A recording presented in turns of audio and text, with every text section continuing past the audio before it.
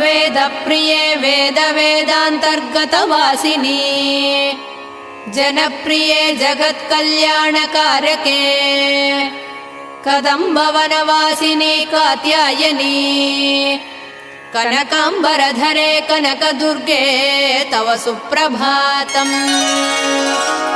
कल्पवृक्षे महाकल्पादिकालनिर्णये मातः मधुसूदनादि महादेव विनुते मन्दाकिनी सलिलसेवितपदे मन्दस्मिते कनकाम्बरधरे कनकदुर्गे तव सुप्रभातम्।